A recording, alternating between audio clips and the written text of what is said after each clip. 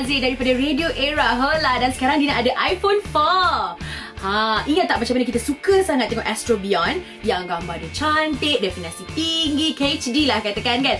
Definisi tinggi itu ada kepada Retina display untuk iPhone 4. Sebab tengok tak?